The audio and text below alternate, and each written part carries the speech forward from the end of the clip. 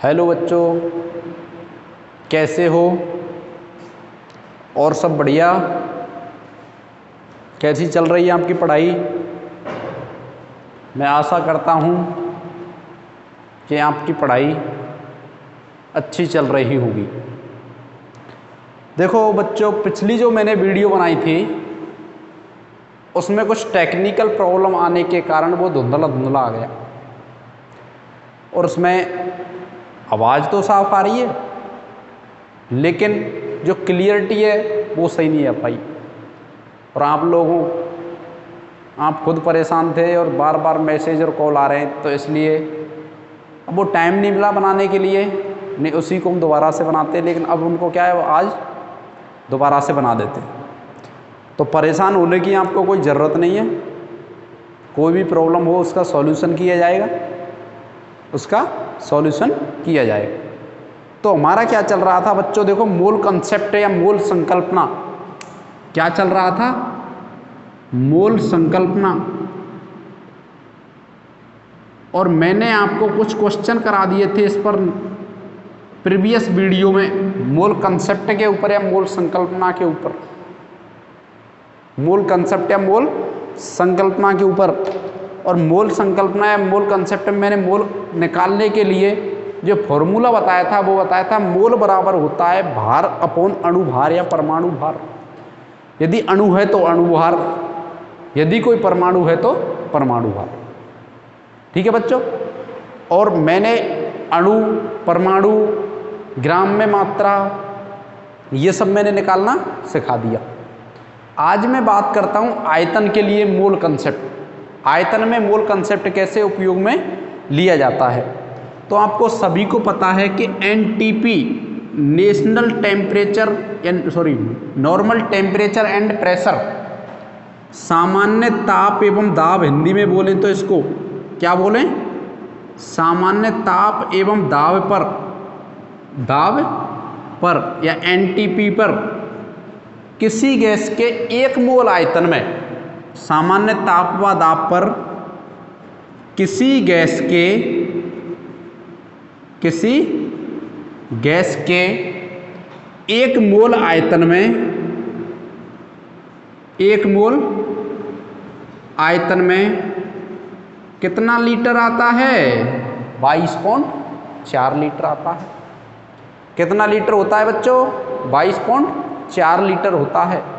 अर्थात एनटीपी का मतलब होता है नॉर्मल टेम्परेचर एंड प्रेशर, सामान्य ताप एवं दाब पर किसी गैस का 1 मोल है, कोई भी गैस है उसका 1 मोल है, तो 1 मोल में कितने लीटर होता है बच्चों? 22.4 लीटर होता है। क्या होता है?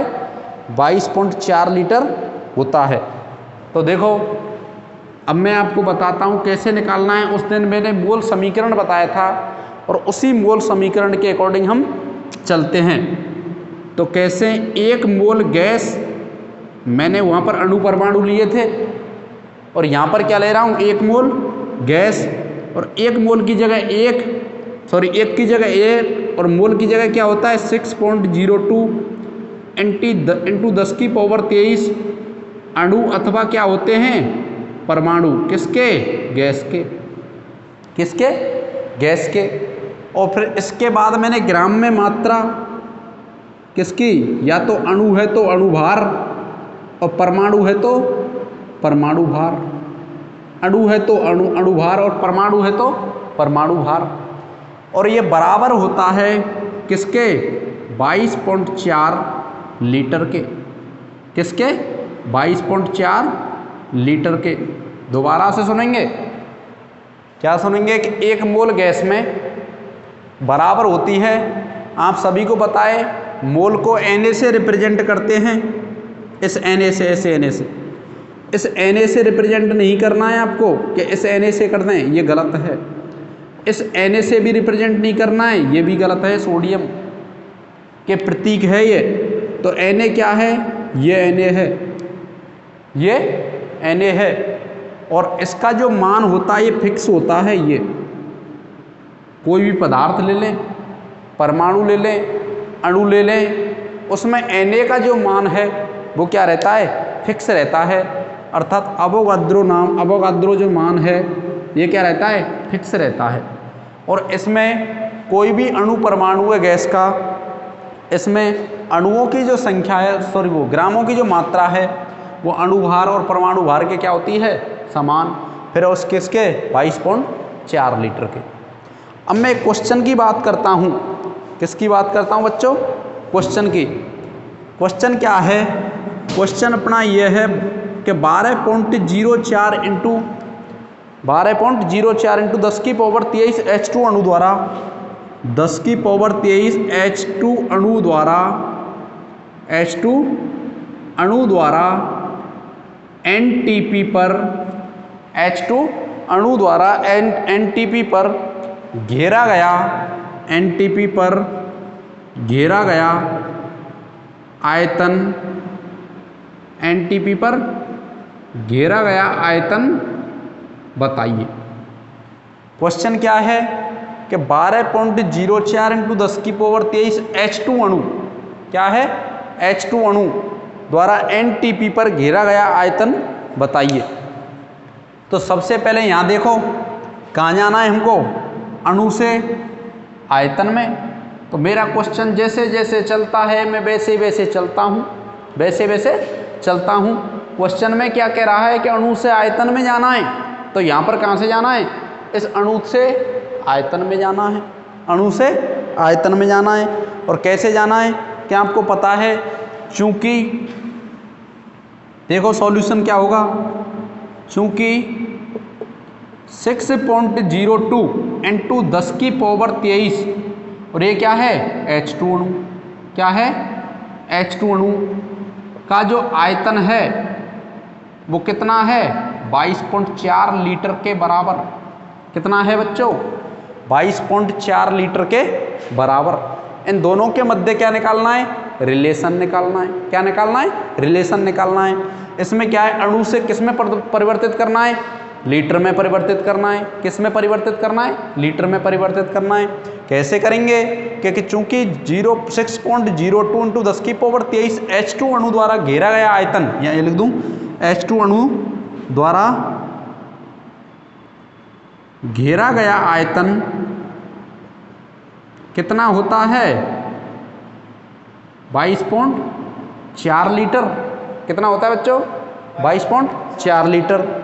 इसलिए आप सभी लाभ हानि वगैरह में उस यूज करते हो इनको टर्म्सों को, कि इसलिए एक H2 अणु द्वारा, किसके द्वारा, एक H2 अणु द्वारा घेरा गया आयतन, घेरा गया आयतन कितना होगा 22.4 लीटर में कितने का भाग दे दूं बच्चों, 6.02 इंटू 10 की पावर 23 H2 अणु, 6.02 इंटू 10 की पावर 23 H2 अणु। फिर क्या करेंगे बच्चों, क्वेश्चन में देखो किसके पूछा है, 12.04 इंटू 10 की पावर 23 H2 अणु द्वारा। इसलिए 12.04 इंटू 10 की पावर 23 H2 अणु द्वारा, 10 की पावर 23 H2 अणु द्वारा, H2 अणु द्वारा घेरा गया आयतन, घेरा गया आयतन होगा। तो आप सभी को पता है इसका गुणा इससे कर देंगे तो कैसे होगा, 22.4 लीटर अपॉन 6.02 इंटू 10 की पावर 23 H2 अणु, H2 इंटू क्या होगा 12.04 इंटू 10 की पावर 23 H2 अणु, 12.04 इंटू 10 की पावर 23 H2 अणु। और तुम तो यार इतने होशियार हो, आराम से कर सकते हो इसको। कैसे, H2 से H2, अणु से अणु, 10 की पावर 23 से 10 की पावर 23। बताओ क्या करना पड़ रहा है आपको, कुछ नहीं। इसको 2 बार कटेगा, इसका गुणा 2 से करेंगे, और गुणा पहली दूसरी क्लास से सीख कर आ रहे हो, आसानी से कर सकते हो। 4 दूनी 8 और 22 दूना 44, तो कितना आयतन घेरेगा ये 44.8 लीटर आयतन, 44.8 8 लीटर आयतन, तो आपकी समझ में आ गया होगा कैसे कि सबसे पहले तो आपको जो समीकरण दिया है मोल समीकरण ये याद होना चाहिए, और इसके आधार पर मेरा क्वेश्चन जैसे जैसे चलता है मैं उसके अकॉर्डिंग चलता हूँ।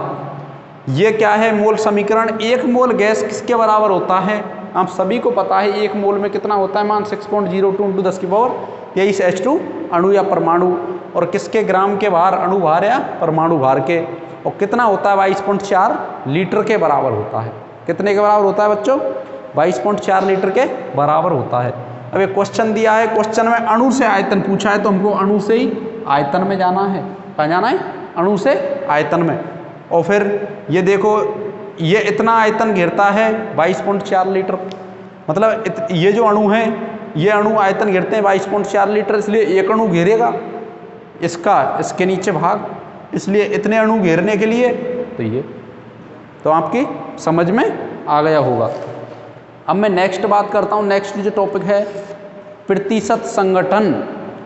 प्रतिशत संगठन क्या है? प्रतिशत संगठन परसेंटेज कंपोजिशन, अंग्रेजी में बोला जाता है बच्चों इसको परसेंटेज कंपोजिशन। और परसेंटेज कंपोजिशन होता क्या है? परसेंटेज कंपोजिशन होता क्या है? देखो परसेंटेज कंपोजिशन होता क्या है? प्रतिशत संगठन।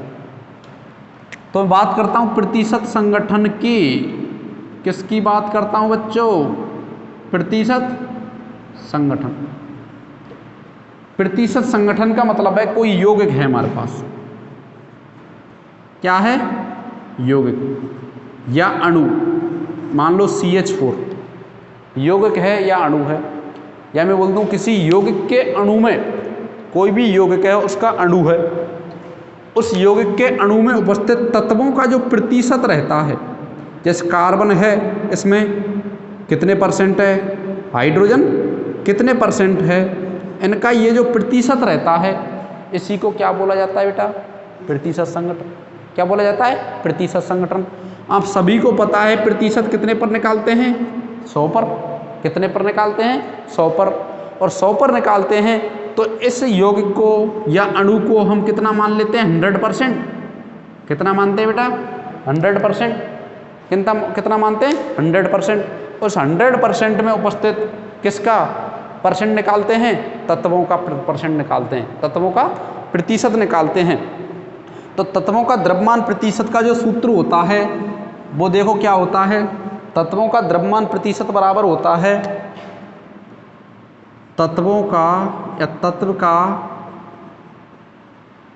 द्रव्यमान प्रतिशत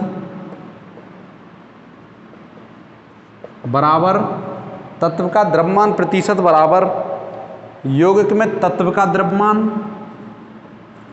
यौगिक में किसका द्रव्यमान? तत्व का द्रव्यमान अपॉन यौगिक का अपॉन यौगिक में तत्व का द्रव्यमान अपॉन यौगिक का मोलर द्रव्यमान, यौगिक का मोलर द्रव्यमान, और कितने का गुणा कर दें बेटा? 100 का, क्योंकि प्रतिशत निकालते हैं तो प्रतिशत कितने पर निकाला जाता है? 100 पर। तो तत्व का द्रव्यमान प्रतिशत निकालना है तो यौगिक में तत्व का द्रव्यमान, तत्व का द्रव्यमान कितना है, यौगिक का मोलर द्रव्यमान, जो यौगिक है उसका मोलर द्रव्यमान कितना है, और मल्टीप्लाई कितने से करते हैं? 100 से करते हैं। कितने से करते हैं? 100 से करते हैं। अब एक क्वेश्चन देखते हैं कि CH4 में या मेथेन में कार्बन और हाइड्रोजन की प्रतिशत मात्रा ज्ञात कीजिए। क्वेश्चन क्या है अपना? मेथेन में, किसमें? मेथेन में कार्बन व हाइड्रोजन की, मेथेन में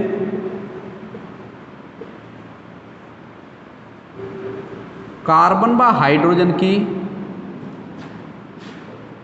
प्रतिशत मात्रा, क्या बच्चों? प्रतिशत मात्रा ज्ञात कीजिए, ज्ञात कीजिए। हमारे को मेथेन गैस दे दी। अब मेथेन का सबसे पहले तो फॉर्मूला होना चाहिए, हो सकता है वो मेथेन लिख के दे दे या हो सकता है वो फॉर्मूला दे दे। तो यदि लिखकर वो देता है तो फॉर्मूला ज्ञात होना चाहिए।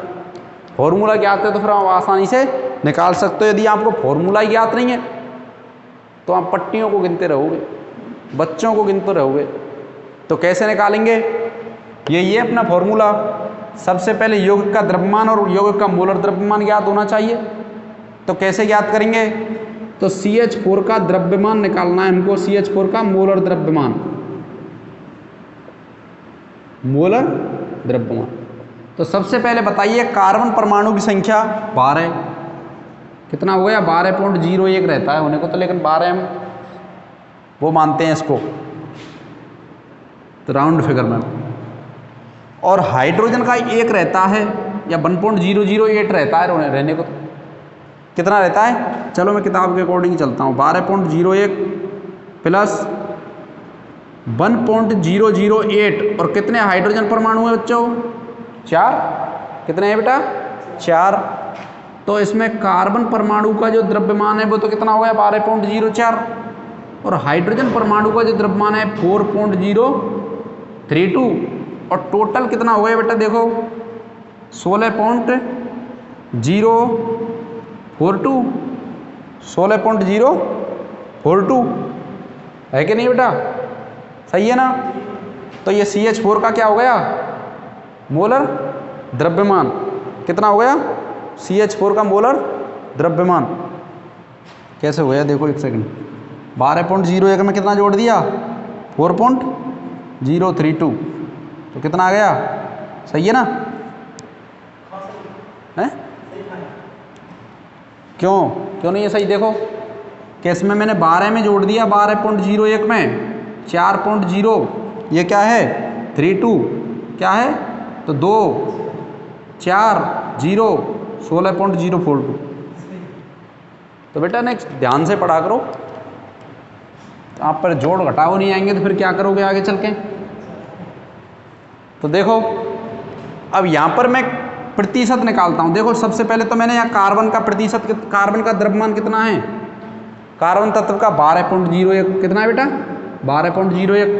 और यहाँ मैं हाइड्रोजन की बात करता हूँ, कितना आया है यहाँ? 4.032, 4.032। अब मैं बात करता हूँ कार्बन व हाइड्रोजन का द्रव्यमान प्रतिशत। कार्बन का जो द्रव्यमान प्रतिशत है बराबर, यहाँ थ्योरी लिखे तो लिख लेना, कार्बन का द्रव्यमान प्रतिशत बराबर यौगिक में तत्व का द्रव्यमान। किसका निकाल रहे हैं? कार्बन का। किसका निकाल रहे हैं? कार्बन का। तो सबसे पहले कार्बन का क्या निकालेंगे? क्या लिखेंगे? द्रव्यमान प्रतिशत, द्रव्यमान। उसके बाद किसका है? यौगिक का। टोटल कितना है? 16.04 N2 कितना? 100। कितना आया? 100। और इसका जो आंसर आता है 74.85, काट पीट के देख लेना, 75 के लगभग ही आता है। 74.85%, 74.85%, 85%। ऐसे ही परसेंट किसका निकाले? अब हाइड्रोजन का। हाइड्रोजन का द्रव्यमान प्रतिशत बराबर, सबसे पहले हाइड्रोजन का द्रव्यमान कितना है? 4.032। यौगिक का मोलर द्रव्यमान कितना है? 16.032 कितने का करेंगे? कितना आया? देखो ये आता है 25.15% के लगे। तो दोबारा से देखेंगे कि मैथेन दे दिया हमारे को और उसमें कार्बन व हाइड्रोजन की प्रतिशत मात्रा क्या करनी है? ज्ञात करनी है। क्या करनी है? ज्ञात करनी है। तो सबसे पहले तो हम उस यौगिक का मोलर द्रव्यमान ज्ञात करते हैं। जब हम मोलर द्रव्यमान ज्ञात करोगे तत्वों का तो मोलर द्रव्यमान ऑटोमेटिक इसी में आ जाएगा। और तत्वों को द्रव्यमान मैंने यहाँ लिख लिया है। और इसमें क्या पूछा है? किसी तत्व का द्रव्यमान प्रतिशत, यौगिक में तत्व का द्रव्यमान अपन यौगिक का मोलर द्रव्यमान इंटू 100। जिस तत्व का निकालना उस तत्व का द्रव्यमान लिख दिया, नीचे टोटल मोलर द्रव्यमान गुणा 100 कर दिया। गुणा भाग जानते हो, पहली क्लास से सीख कर आ रहे हो, पहली क्लास से सीख कर आ रहे हो। अब मैं एक और क्वेश्चन देता हूँ आपके लिए, एक और क्वेश्चन देता हूँ जो क्या करना है आपको घर करना है। कोई भी प्रॉब्लम हो तो मेरे से बात करनी है कि सर यहाँ मेरी समझ में नहीं आई। क्वेश्चन क्या है? बहुत ही सरल है, बहुत ही सरल है, बहुत ही सरल। क्या है? एक ग्लूकोज में कार्बन, हाइड्रोजन व ऑक्सीजन का प्रतिशत संगठन ज्ञात कीजिए। ग्लूकोज में कार्बन, हाइड्रोजन और ऑक्सीजन का प्रतिशत संगठन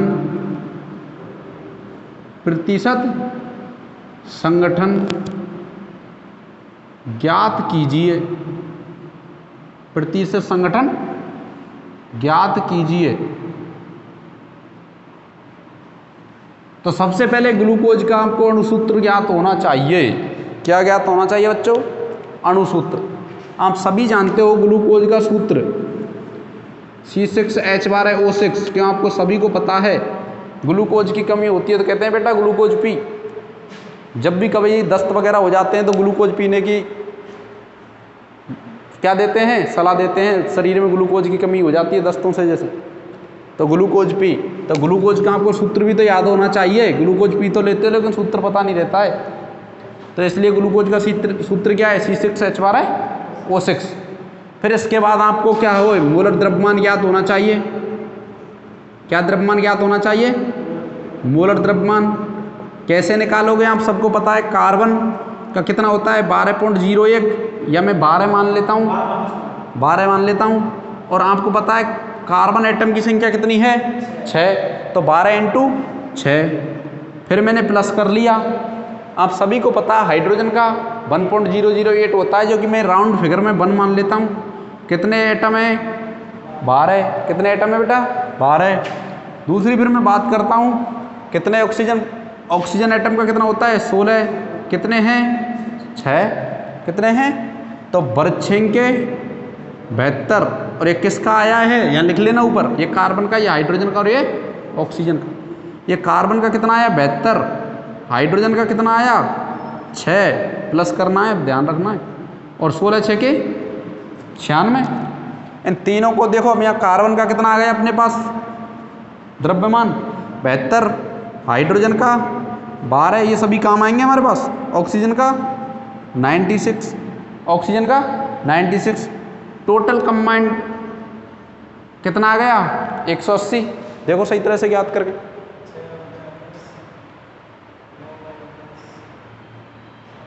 छियानवे और 4 ये जोड़ दिया, सही तो है।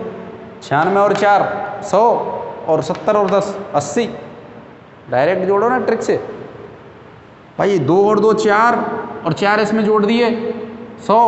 यहाँ से 2 कम हो गए 10, यहाँ से 2 कम हो गए 70, 70 और 10 80, 80 और 100 180। क्या है इसमें? कुछ नहीं। हाँ, पहली क्लास से जोड़ घटाओ बाकी सीख कर आ रहे, तो कोई प्रॉब्लम ही नहीं होनी चाहिए। तो नेक्स्ट अब आप इसको क्या करना है कि कार्बन का द्रव्यमान प्रतिशत निकालना है। कैसे करेंगे? कार्बन का द्रव्यमान कितना है? 72। कितना है? 72। और यौगिक का मोलर द्रव्यमान कितना है? 180। और गुणा कितने किससे करेंगे? ये आपको निकाल करके मेरे को कमेंट्स करना है। दूसरी बात, हाइड्रोजन का द्रव्यमान प्रतिशत बराबर, हाइड्रोजन का कितना है? 12। कितना है मोलर द्रव्यमान यौगिक का? 180। और ये कैलकुलेशन करके आपको क्या करनी है? मेरे को सेंड करनी है। मोबाइल का यूज नहीं लेना है, दिमाग को यूज में लेना है। क्यों? मोबाइल का यदि यूज में लेंगे दिमाग मट्टी हो जाएगा, कचरा भर जाएगा। और यदि दिमाग को यूज में लेंगे तो दिमाग और शार्पनेस आती है, उसमें क्लियरिटी आती है। ऐसे ही ऑक्सीजन का द्रव्यमान प्रतिशत बराबर, ऑक्सीजन कितना है? 96। कितने का? 180, क्योंकि यौगिक का मोलर द्रव्यमान है सूत्र में देखो। और इसमें 100 का मल्टीप्लाई। और ये आपको क्या करना है? कमेंट सेक्शन में मेरे को या व्हाट्सएप पर आंसर देना है। क्या देना है? व्हाट्सएप पर आंसर देना है। तो आपकी समझ में आ रहा होगा कि प्रतिशत संगठन क्या होता है। प्रतिशत संगठन क्या होता है। अब मैं नेक्स्ट मैं बात करता हूं कि मूलानुपाती सूत्र और अणुसूत्र क्या होता है। मूलानुपाती सूत्र और अणुसूत्र क्या होता है। देखो मूलानुपाती सूत्र और अणुसूत्र क्या होता है।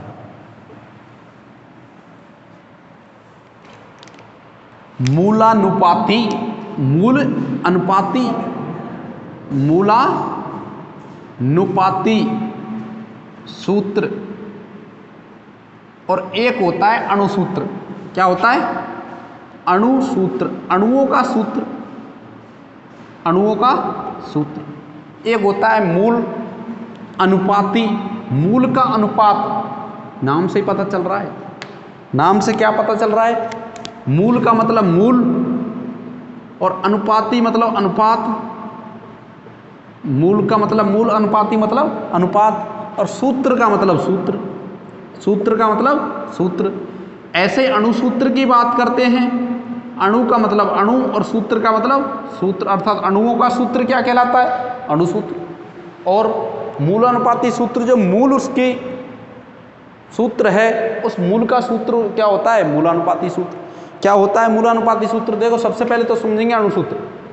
अणुसूत्र क्या है? किसी यौगिक में, किसी यौगिक में, यौगिक के अणु में, यौगिक के अणु में उपस्थित, किसी यौगिक के अणु में उपस्थित, कोई भी यौगिक है हमारे पास, उस यौगिक के अणु में उपस्थित वास्तविक परमाणुओं की संख्या। क्या बच्चों? वास्तविक परमाणुओं की संख्या क्या है? अणुसूत्र। वास्तविक परमाणुओं की संख्या क्या कहलाती है? अणुसूत्र कहलाती है। दोबारा समझेंगे। किसी यौगिक के अणु में उपस्थित, मान लो H2O2 अणु है। क्या है? H2O2 अणु। इस अणु, इस H2O2 को यौगिक है, इसके अणु क्या है? H2O2 अणु ही है। में उपस्थित वास्तविक जो परमाणु हैं, ये वास्तविक परमाणु हैं सभी। क्या हाइड्रोजन 2 हैं, ऑक्सीजन 2 हैं, इनकी संख्या को क्या कहते हैं? अणुसूत्र। जैसे H2O2 या C6H12O6 ग्लूकोज यौगिक है। और इसमें वास्तविक परमाणु हैं कि कार्बन इसमें 6 हैं, हाइड्रोजन 12 हैं, ऑक्सीजन 6 हैं, ऑक्सीजन 6 हैं। इनकी ही संख्या को, अर्थात वास्तविक परमाणुओं की संख्या क्या कहलाती है? अणुसूत्र कहलाती है।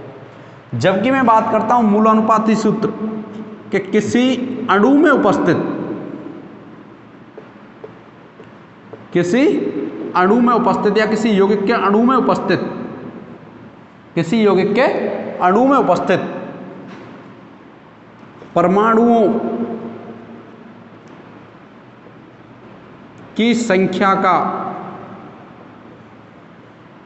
परमाणुओं की संख्या का सरल अनुपात या सरल पूर्णांक, सरल अनुपात या सरल पूर्णांक क्या कहलाता है बेटा? मूलानुपाती सूत्र कहलाता है। क्या कहलाता है? मूलानुपाती सूत्र कहलाता है। दोबारा से समझेंगे। किसी अणु में उपस्थित परमाणुओं की जो संख्या है, ये जैसे मैं ले लूं ग्लूकोज C6H12O6, इनका सरल पूर्णांक के अनुपात, इनको सरल करूं, 6 का भाग जा रहा है, 6 एकम 6, 6 दूनी 12, 6 एकम 6, तो क्या आएगा? C, एक यहाँ पर, ये 2 यहाँ पर, और O, एक O के बगल में एक, और एक का कोई मतलब नहीं होता है। तो यहाँ देखेंगे ये मूलानुपाती सूत्र है।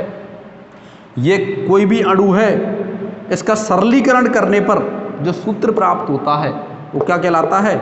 मूलानुपाती सूत्र। अर्थात ग्लूकोज का जो मूलानुपाती सूत्र है वो क्या है? CH2O। क्या है? CH2O। ऐसे में बात करता हूँ H2O2, किसकी बेटा? H2O2 की। और H2O2 की मैं बात करता हूँ, आप इसको सरलीकरण करोगे, 2 का भाग जा रहा है दोनों में, 2 एकम 2, 2 एकम 2, तो क्या हो गया? HO, या इसको लिख सकते हैं OH। क्या लिख सकते हैं? OH। तो हाइड्रोजन परऑक्साइड का, इसका नाम है हाइड्रोजन परऑक्साइड। क्या नाम है बेटा? Hydrogen peroxide. इस हाइड्रोजन परऑक्साइड का जो मूलानुपाती सूत्र होता है वो क्या होता है? OH होता है। अब मान लो मैं बात करता हूँ H2O की, तो यहाँ पर ये इसका तो अणुसूत्र है, लेकिन इसके सरलीकरण करें अब यहाँ पर H2O को, तो देखो एक होता है, इसका सरलीकरण करने पर भी क्या होता है? यही होता है। तो वे यौगिक जिनका सरलीकरण नहीं होता है, उनके अणुसूत्र और संरचना सूत्र क्या होते हैं? सॉरी, अणुसूत्र और मूलानुपाती सूत्र क्या होते हैं? समान होते हैं। क्या होते हैं? समान होते हैं। जैसे CO2 है, H2O है, CO2 है, H2O है, ये सभी क्या हैं? इनके अणुसूत्र और मूलानुपाती सूत्र क्या है, इनके समान है। अब इन दोनों में एक रिलेशन होता है। आजकल रिलेशन तो हर किसी के साथ रहता है, किसी ना किसी में रिलेशन निकल आता ही है। तो ऐसे ही ये भी कह रहे भाई हम भी कुछ ना कुछ रिलेशन रखें, हम भी कुछ ना कुछ रिलेशन रखें। तो इन्होंने अपने साथ क्या रिलेशन रखा कि अणुसूत्र जो बराबर होता है, अणुसूत्र बराबर जो होता है n इंटू मूलानुपाती सूत्र होता है। अर्थात n का गुणा मूलानुपाती सूत्र के साथ कर देते हैं तो क्या आ जाता है बच्चों, अणुसूत्र आ जाता है। अणुसूत्र कैसे निकालेंगे, n का गुणा मूलानुपाती सूत्र के साथ कर देते हैं तो क्या आ जाता है, n का गुणा मूलानुपाती सूत्र के साथ करते हैं तो क्या आ जाता है, अणुसूत्र आ जाता है। फिर नेक्स्ट में बात करता हूँ किसकी, n का मान। n का मान में क्या है, आपको अणुसूत्र का मोलर द्रव्यमान ज्ञात होना चाहिए। अणुसूत्र का मोलर द्रव्यमान या तो पेपर में दिया होगा, नहीं दिया होगा तो हम निकाल सकते हो, जैसे अभी ग्लूकोज में निकाला मैंने। और उसमें मूलानुपाती सूत्र का द्रव्यमान का क्या करते हैं, भाग देते हैं। मूलानुपाती सूत्र के, यहाँ मोलर द्रव्यमान लिख लेना, सूत्र का मोलर द्रव्यमान का क्या करते हैं बच्चों, भाग देते हैं। और जब इससे पहले तो n का मान ज्ञात करते हैं, अणुसूत्र के मोलर द्रव्यमान में मूलानुपाती सूत्र के मोलर द्रव्यमान का भाग देंगे, n का मान आ जाता है। और n का गुणा जब मूलानुपाती सूत्र से करेंगे तो अणुसूत्र क्या हो जाता है, ज्ञात हो जाता है। अणुसूत्र क्या हो जाता है, ज्ञात हो जाता है। और फिर मैंने एक क्वेश्चन दिया था, इस क्वेश्चन को लिख लो आप, इस क्वेश्चन को करना है। और यदि आपकी वीडियो साफ नहीं आ रही होगी तो मैं इस क्वेश्चन को करके व्हाट्सएप पर सेंड कर दूंगा। अब मेरे को पता नहीं मैंने कहाँ तक कराया, कहाँ से वो वीडियो क्लियर आ रही है। तो उसमें क्वेश्चन क्या है कि एक यौगिक में, एक यौगिक में 4.07% तो हाइड्रोजन, 4.07% हाइड्रोजन, 24.27% क्या है, कार्बन, क्या है, कार्बन, कार्बन, और क्या है 71.65 या 65% क्या है, क्लोरीन। क्या है बच्चों, क्लोरीन। क्या है बच्चों, क्लोरीन। इसका मोलर द्रव्यमान भी दे रखा है, क्या है, क्लोरीन। इसका मोलर द्रव्यमान क्या है, इसका मोलर द्रव्यमान 98.49, यही है क्या, देख लूँ एक बार, 98.96, 98.96 है, 96 है। इसके मूलानुपाती सूत्र व आणविक सूत्र, इसके मूलानुपाती सूत्र व आणविक सूत्र, आणविक सूत्र ज्ञात कीजिए, आणविक सूत्र ज्ञात कीजिए।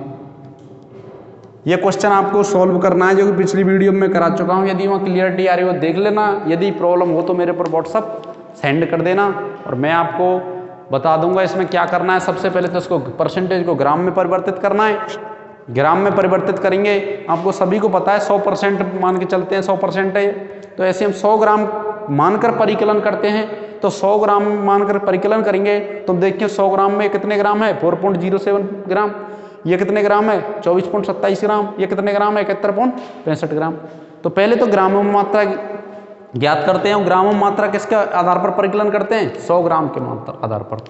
फिर आप इसको मोल में परिवर्तित करते हो। मोल में कैसे करते हो, मोल बराबर होता है भार अपन अणुभार, या भार अपन अणुभार या परमाणु भार। फिर हम क्या करते हैं, मोलों की संख्या निकाल करके सबसे छोटी जो संख्या होती है मोलों की संख्या, उसका भाग दे देते हैं और सरलीकरण में अनुपात आ जाता है। और उस वही क्या होता है, मूलानुपाती सूत्र। और मूलानुपाती सूत्र जब ज्ञात हो गया तो n का मान चाहिए। तो n का मान कैसे निकालेंगे कि मोलर द्रव्यमान ये दे रखा है, मोलर द्रव्यमान में किसका भाग देंगे, मूलानुपाती सूत्र के मोलर द्रव्यमान का। तब n का मान आ जाएगा और n का मान निकाल करके n का गुणा मूल अनुपाती सूत्र से कर देंगे बेटा, और क्या आएगा, अणुसूत्र ज्ञात हो जाएगा। और यदि आपको कुछ प्रॉब्लम है तो आप मेरे से पूछ सकते हो। तो थैंक यू बच्चों, कल मिलते हैं इसी टाइम।